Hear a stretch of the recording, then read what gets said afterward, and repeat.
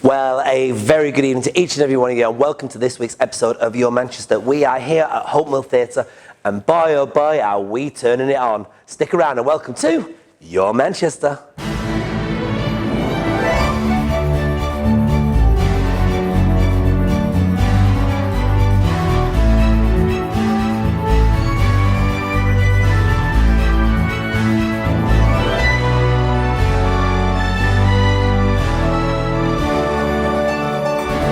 Further ado, please put your hands together for our fabulous host this evening, Belinda Scandal. Hello, everybody! Hello, my lovelies, how are you? Look at you all, you all look blinking. Look, I'm on this side, I'm on the green. Look at this, green and ginger, never goes. Now then, how are we all? We've got so much to get through, Peter, but isn't it exciting, though, that we're having this absolutely fabulous festival? Good, right, okay. I'm going to try and sit ladylike. Okay, so that won't work. Now, listen. We've got so much to get on. We're going to loads of interviews for you today. I want you to all walk away from here today knowing exactly what the Turn On Fest is all about. So to make that happen, first of all, I'll get comfy because I'm wearing a corset. I can't move. I'm walking around like C-3PO. Right, now listen. I've got a cushion. That's in case anybody's good looking. Now, listen. Is this going out live? No? Yes? Good. Have that. Okay, right then, the first guest to join me on my lovely sofa said, look at this sofa. Isn't it beautiful? I don't get that in the DFS sale, do you? Right, now, we are ready. We're going to bring on our first guest. Now, she is, of course, going to be talking about a beautiful thing called Mother's Ruin. She was late, but she's here. Anyway, please put your hands together and welcome to my lovely sofa, the one and only Miss Jackie Hagan. Hiya. How are you? Look at you, the wine already, love. I've not drank nothing. No, why? Because the drugs don't work the same, do they? Now, listen. First of all, let's find out, what is Mother's Ruin?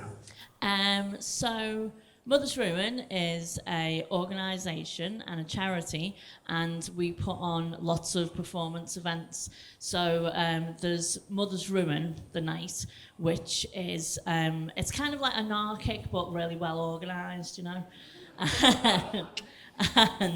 And then there's Mother's Bloomers, which is people who are like emergent and we're kind of talent scouting there. And it's going for a while though, hasn't it? Yeah, I don't know how long it's been going for. No I didn't know I idea. was going to do this. We didn't. Yeah. Now listen.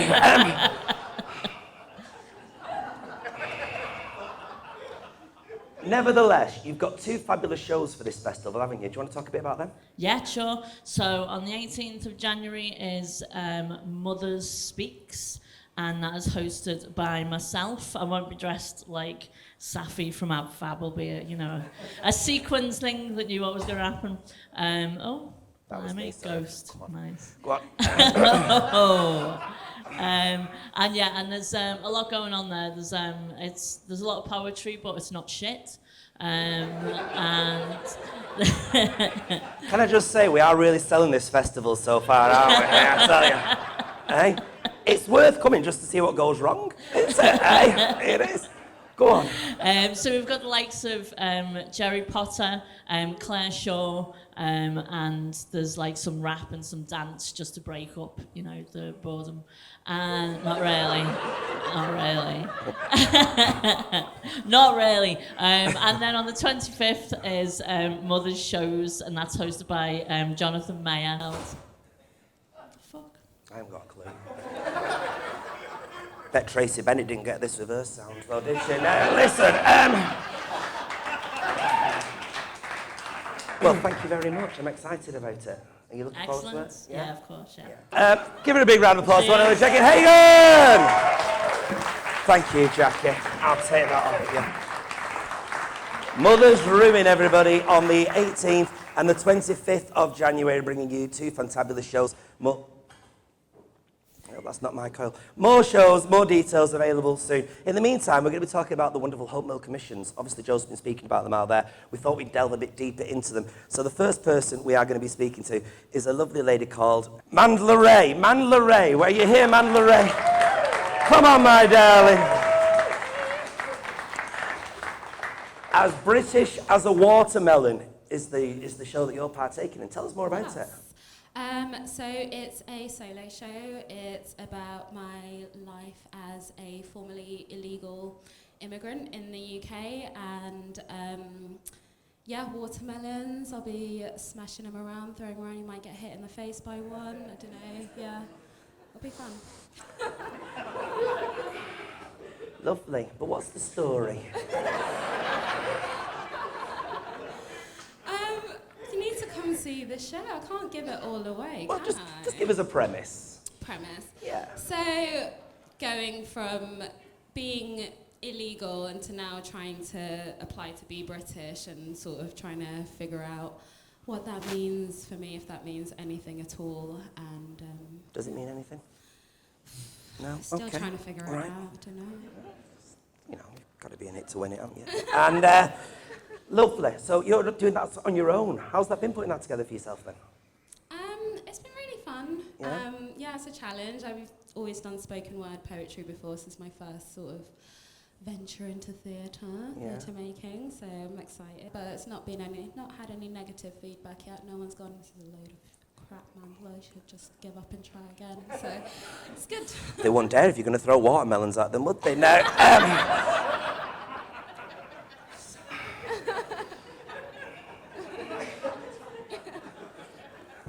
Well, thank you very much for your time. A big round of applause to this man, Lorraine. Let's move on then to talk about a show called Barbara and Mark Crossdale. Here we are, we've got two of them here now. Grab hold of that there. What? Tom Guest as well. Tom Guest as well, grab hold of that. There we go. This is lovely. Now tell us about, you look very lovely by the way. Thank you very Good much. choice in colours. Yes, we're matching. You pull it off a bit better than I do. Glad you've not sat on this couch, you'd disappear, Flower, wouldn't you? I tell you, eh? So, tell us about this show then. So, Barbara is a show very loosely based around my grandma, Barbara Right. Croasdale. Yes, and it came about very surprisingly because we didn't know we were going to make it until we were at the launch for the Artists Fraternal Festival. And I was talking to them about my grandma Barbara because when she died, she donated the baby grand piano to the theatre. Oh, the one out Outside, there. yes. Oh. So we thought, we better make a show about her. That might get us a commission.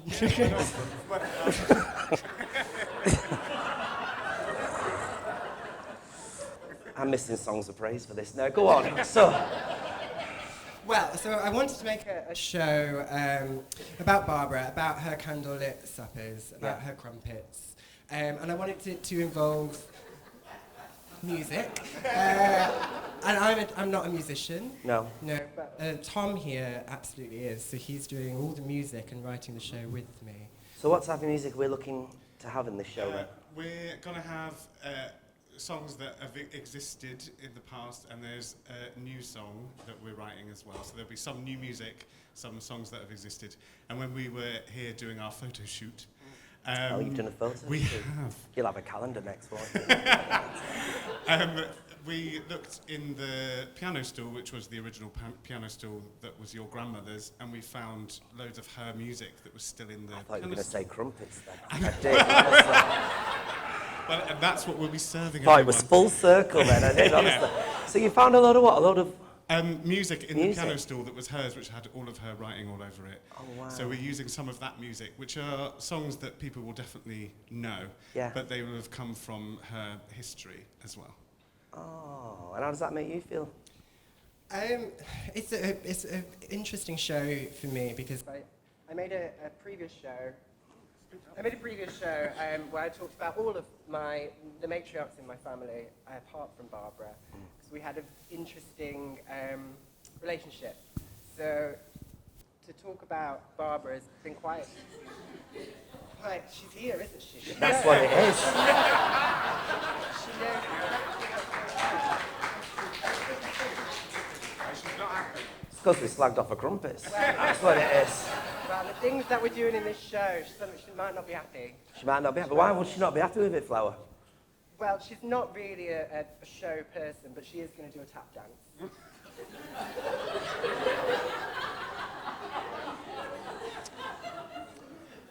Go on, explain.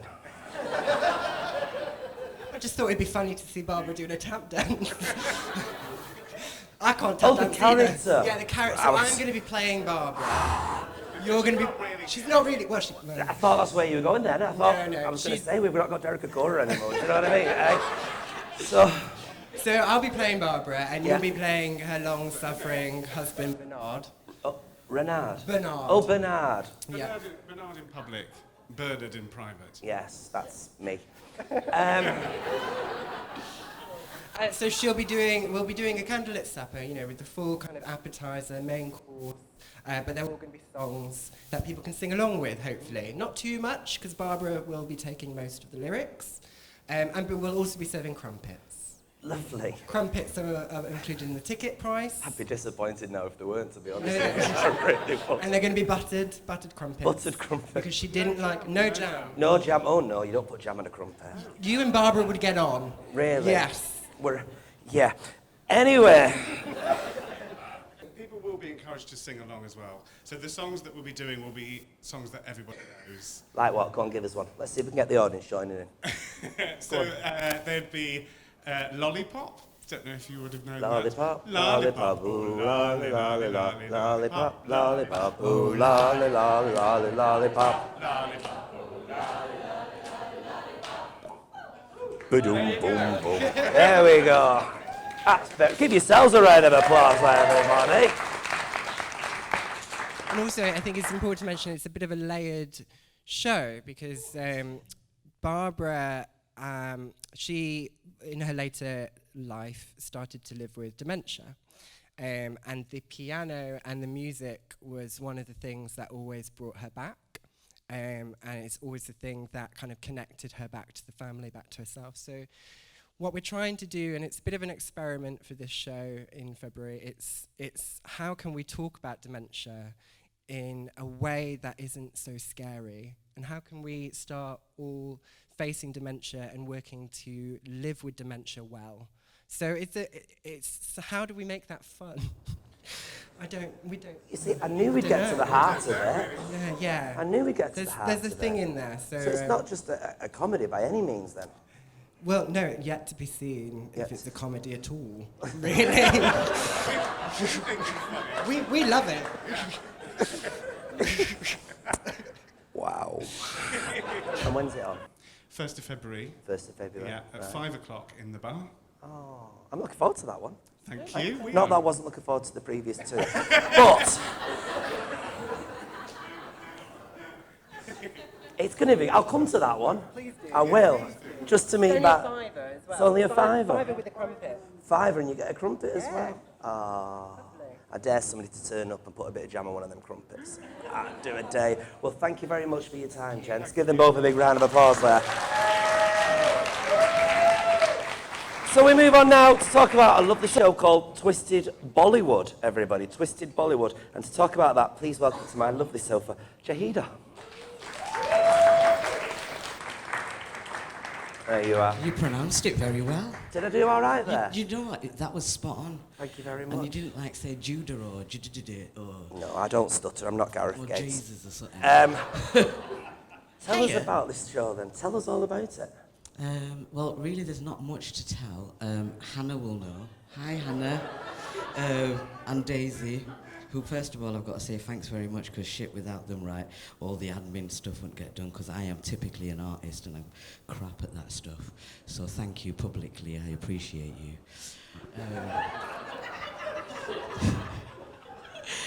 So the story, the thing... You're touching me. I'm touching Go on. you. Twisted Bollywood. Twisted Bollywood. It's just a working title. Yeah. Because I couldn't think of anything else. I like Bollywood and I like being a bit twisted. So I put the two words together. That's another commission. Okay, lovely. Yeah, they agreed to it, bloody hell. So what is it about? I am born I'm first generation born to immigrant South Asian family. You know, I don't have the same accent as my parents and my grandparents did. Mm-hmm. However, every time I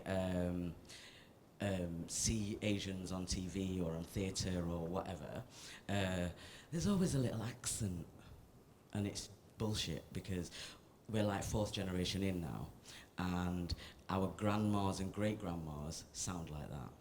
Not me, my children, and beyond. So it's something that I wanted to look at about British Asian culture that is specific about being British and Asian, not Asian from over there, and not just British, blah, blah, blah. Then I kind of wanted to explore this whole idea of marriage and arranged marriage, and let me just make it very clear, there's a difference between arranged marriage and forced marriage. So we're not talking about forced marriage, so scratch that shit out of your heads.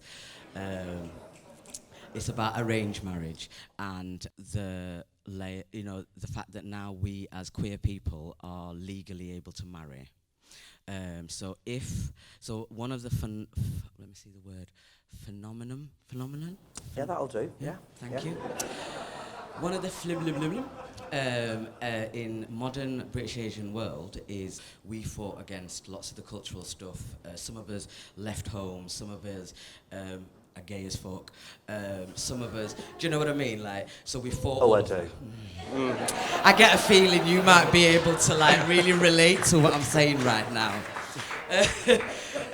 And so what's happening is we're getting young people, even though we've said, right now, you can choose who you want to marry. You can be what you want to be. You can choose your own career. You can clean a toilet if that's what you want to do, or be a doctor.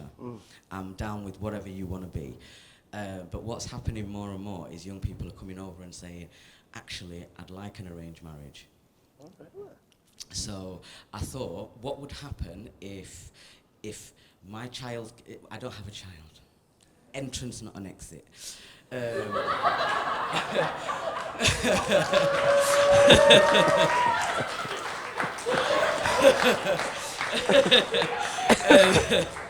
What would happen if you knew your child was a bit queer? Would you contemplate, would you think about, would you consider a queer arranged marriage? What and how that would go? I'm going to stop you there because I'm losing the will to live. Yeah. And what a bitch! I'll be joining Barbara soon, I tell you, right. Give our Jahida a big round of applause, please, everybody. So you can tell there's loads of these commissions that are coming up from Hope Mill. There is loads and loads of them. They all sound really exciting and really, really good. So I think we should give them a big round of applause before we bring on our next guest, everybody. Our next guest is going to join us and talk about one of the commissions. It's called Nobody's Watching. So please put your hands together for Mr. Greg Thorpe, everybody. A round of applause. Maybe there'd be some totty in here tonight at some point, eh? Hello, love. Hello. How are you? Yeah, I'm well. Close your thank legs, you. it's rude to point. Thank you. Cheers. So tell us about this. I will say a lot of my shows are very serious, so... Are they? Yeah. I don't do serious. So I can do that for you. You do the serious bit. So Nobody's Watching is it's a dance piece for Yeah. 5 dancers, and the idea came from conversations that I was having with artists, and LGBT people tend to lead and be pioneers in the dance world, but very often in other ways we're excluded from the dance world, so maybe our bodies aren't right, or maybe we come to our practice too late, or... and as soon as I had this idea, I started to meet these incredible artists completely accidentally whose stories really fit this model. So people who had transitioned and hadn't been able to do the kind of dance they wanted, people who'd maybe been injured, and people who had been professional dancers and found that the perfection and everything was too much for them.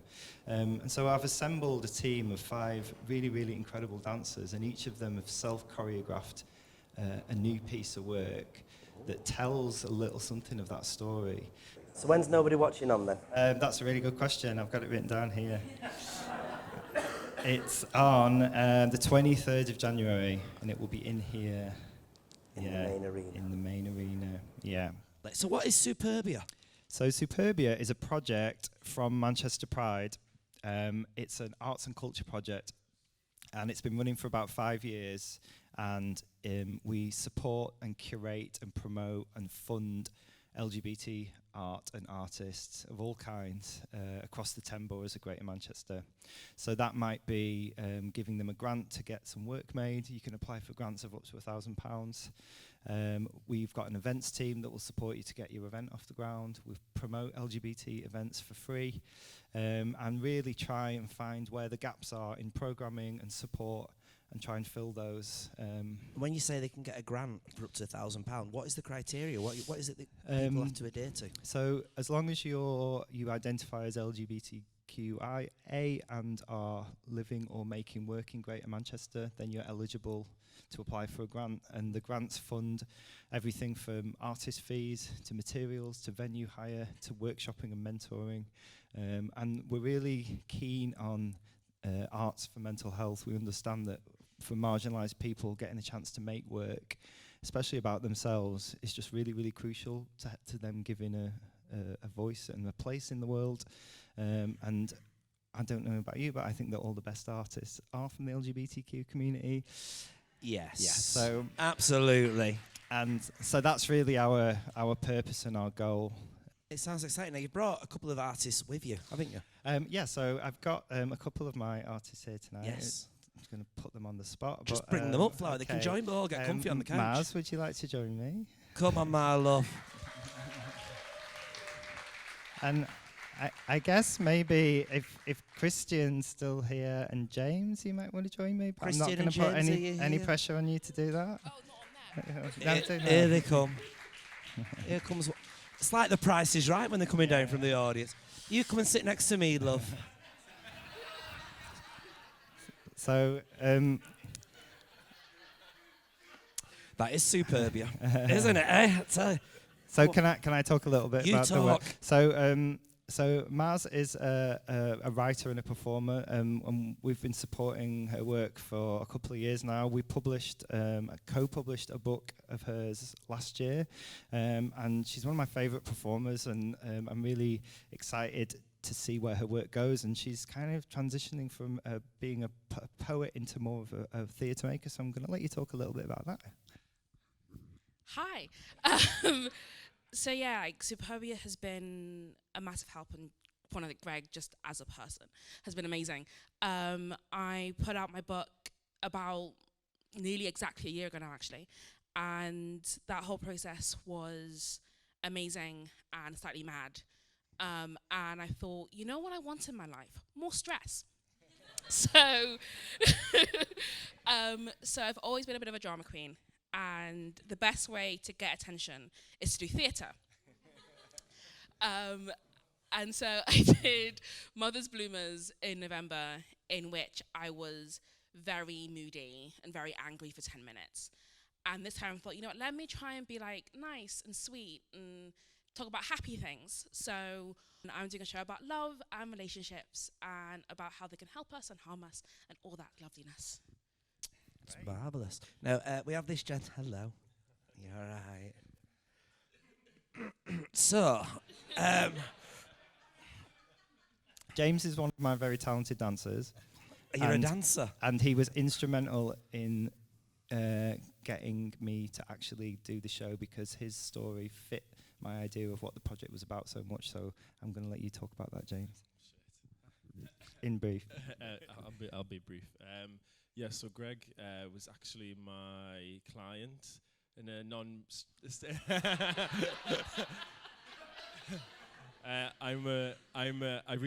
after I was a professional ballet dancer, and then I retrained as a sports therapist, like soft tissue therapist. So Greg was my client, and I got talking about why I'd stopped dancing and kind of the trials and tribulations of being a professional dancer and everybody looking up and thinking it's this incredible, amazing, inspiring thing, but for somebody who's really suffering, it's not that.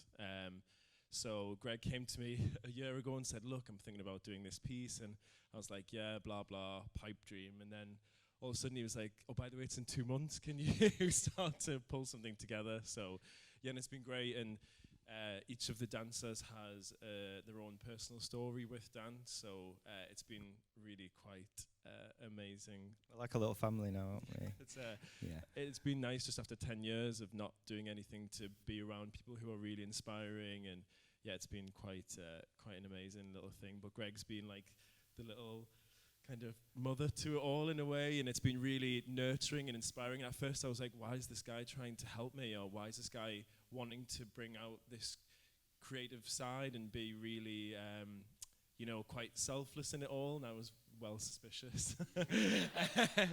Just thinking, but really he's just wants to see the best in people and artists in Manchester and LGBTQ plus IA dot apostrophe. And he's been, really amazing. So it's been great. And hopefully everyone will come and see it. 'Cause It's selling really fast, so get in there. I think there's only a few tickets there. No, it's fine. Well, listen, we've got to move on to speak to a few of our guests now. But thank you to every one of you for coming. Thank you very much. Aidan Quinn Davis, come and join me. Here we go. Come and have a sit down, my love. Let's talk about this then. So you're part of the Trans Creative Presents. Yes, I am. Go on, explain. So I started working with Trans Creative after Trans Vegas last year. Shout out to anybody who went to that. And started working with them after that. And one of the events that I was asked to perform as part of was Stand By Your Trans.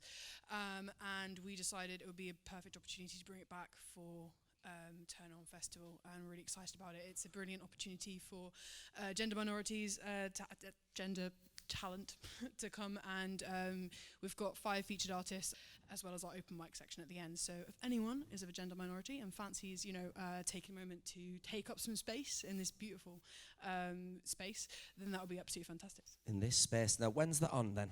That is on the 19th, which is next Sunday, starting at 7:30. Brilliant. Well, thank you very much. Yes. Round of applause. There we go.